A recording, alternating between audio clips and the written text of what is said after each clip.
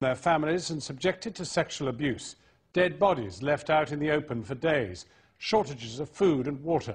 Shocking claims from an aid worker in Sri Lanka as this programme obtained the first independently filmed pictures from one of the internment camps set up by the authorities to house Tamils who fled the civil war. Channel 4 News managed to get cameras past the army checkpoints into a camp in the northern city of Vavuniya, where Tamils who've escaped the battle zone have been taken. Our Asia correspondent Nick Payton-Walsh has this report. These are Sri Lanka's internment camps where tens of thousands of Tamils who fled the war are held. As a journalist, you can't come here unless the army guides you around. But these pictures were taken independently by a cameraman for Channel 4 News who managed to get into the camps. He filmed for the first time people talking freely about life here. They wanted their identities hidden, but spoke of the thirst, the struggle that came here after the perilous trek from the front lines. One man said he's an aid worker at the camp. Personally, I saw 4 dead bodies inside the camp, 3 women and a man. Worms came out of the mouth of one. It must have been there for 3 to 4 days. People just live with the dead bodies without doing anything. Some children were close to one. They didn't know that it was dead. People don't know who to complain to, so they just leave it. I saw mothers unable to feed their children. One asked me with tears for 2 spoons of milk powder to feed her kid, but I couldn't help her.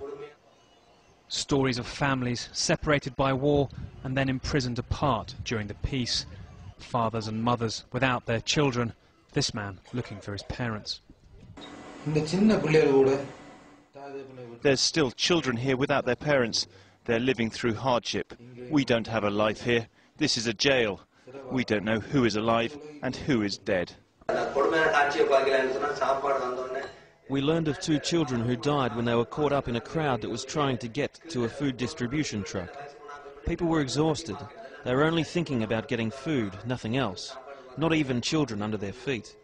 There's a lack of coordination and competence here. The government's only objective is to eradicate people from the areas the Tamil Tigers controlled.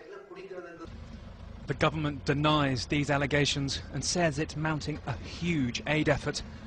But another aid worker at the camp made a more serious claim. She said she believed soldiers were abducting young women and sexually abusing them. One elderly mother was crying inside the camp. I asked why. She said they'd taken her daughter away and she hadn't heard from her at all. There were many people taken from the camps that go missing. The women are sexually abused and no one takes any action. There's no one to complain to.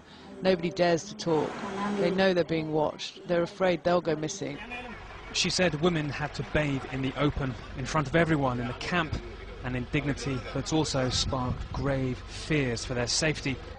Yesterday, aid workers found the bodies of at least 3 women dead at a bathing area in the camp called Zone 2.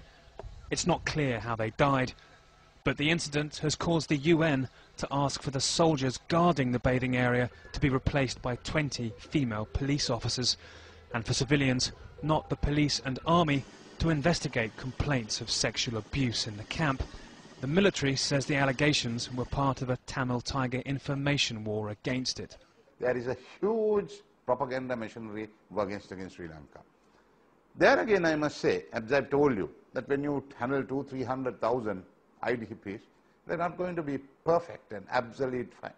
I mean, I'd be a great lie if I say so. So if your soldiers are abusing people or responsible for disappearances, they should be punished? Definitely. We will take course of action, legal course of action, and then they'll be punished because our forces, we know that they're one of the most disciplined forces. That's not something human rights groups would agree with. There are paramilitary and military forces active in and around the camps with a history of basically disappearing people. So people are extremely vulnerable and not getting the help that they need. The UN has asked the camp's authorities to investigate some of these allegations and would prefer civilians to be in charge of the camp.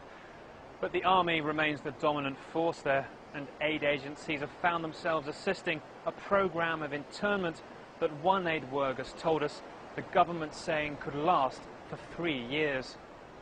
Nick Payton-Walsh, Channel 4 News, Colombo.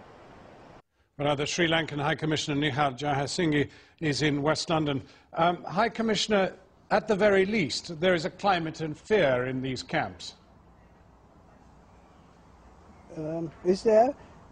I am unable to comment because I know nothing about this. I have not heard anything about any exercise by the Sri Lankan army. But I do know that there is a tremendous disinformation campaign by the LTTE, and I am certain that this is also a part of that campaign. And if these things are happening the way it has been alleged, I ought to have known. I don't think this is true at all.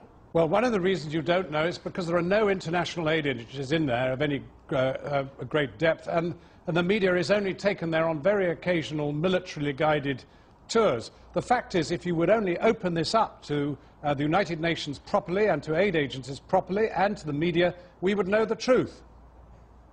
Yes, that's a matter for the government. I am unable to comment from London what steps the government ought to take. But I think I know that we have a very responsible government, which is democratically elected, which has respect for human rights. And if there are any excesses on the part of the security forces, the government will deal with them if it is brought to its notice. But I am unable to, at this point of time, to comment from this head whether those allegations are well founded. But I know that the media people are being taken in to the IDP camps, and they have not up to now said anything of the sort of things that has now been alleged. Well, High Commissioner, they've not been taken to this camp. We managed to get in there illegally with these cameras, courtesy of some assistance from people inside. You must be a very frustrated diplomat. Here you are securing a military victory against an organization which is led by extremists, and you are losing the propaganda war. Surely you will want an international investigation into these allegations of atrocities. I think once we become convinced that these media organizations are reliable, then I think the Sri Lankan government would let them in. What do we have to do? What do we have to do? No, listen, as I have always been saying, for media men, bad news is news. So they thrive on bad news. So I want the media men to act more responsibly. And I don't think my government is satisfied that there is that degree of responsibility manifested by High Commissioner, your government has decided the New York Times, the BBC, Channel 4 News, all these people are unfit to report your conflict. Yet you are saying you have the good news, of winning this military battle against these Tamil extremists, and you won't let them in there. Who are you to judge who's good and bad? We will let them in once we are satisfied that the conditions are conducive for public view. Well, High Commissioner, thank you for joining us. We look forward to having free access to those camps. Now, it's been